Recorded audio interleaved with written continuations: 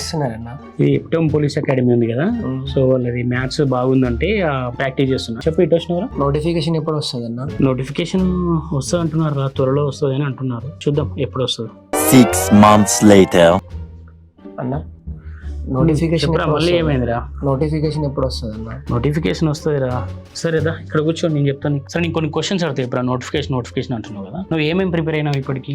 కొంచెం ప్రిపేర్ అయినావు అంటే ఇప్పుడు నీకంటే ముందు చాలా మంది ఆస్పిరెంట్స్, చాలా మంది సీనియర్ ఆస్పిరెంట్స్ ప్రిపేర్ అవుతున్నారు. నువ్వు ఈ కొంచెం ప్రిపేర్ అయ్యి నోటిఫికేషన్ కోసం వెయిట్ చేస్తున్నావు అంటే నోటిఫికేషన్ ఎప్పుడు వస్తుంది అంటే నోటిఫికేషన్ వస్తుంది, దాని టైం వచ్చినప్పుడు గవర్నమెంట్ ఇవ్వాల్సినప్పుడు ఇస్తారు. నువ్వు నోటిఫికేషన్ వస్తుంది, ఆ నోటిఫికేషన్ వస్తుంది.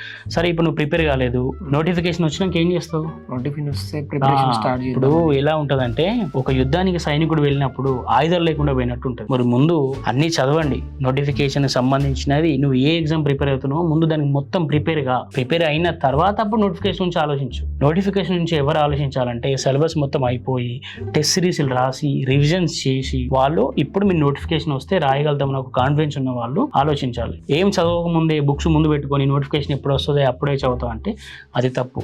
దానివల్ల ఏమవుతారంటే నష్టపోతారు మీరు. ఎందుకంటే మీకన్నా ముందు సీనియర్ ఆస్పిరెంట్స్ అన్ని నోట్స్ ప్రిపేర్ చేసి పెట్టుకున్న వాళ్ళు ఉంటారు. నువ్వైతే ముందు నీ ప్రిపరేషన్ గురించి ఆలోచించు. నోటిఫికేషన్ అనేది అది వచ్చినట్టే అప్పుడు వస్తుంది. ఓకేనా? థ్యాంక్స్ అన్న. రైట్. నోటిఫికేషన్ కావాలంట. నోటిఫికేషన్ ముందు చదవరు కానీ వీళ్ళు, నోటిఫికేషన్ వచ్చినప్పుడు టైం అయిపోతుంది, వీళ్ళేమో చదవరు. ముందు నోటిఫికేషన్ కాదురా నాయన, ముందు చదువు గురించి ఆలోచించండి.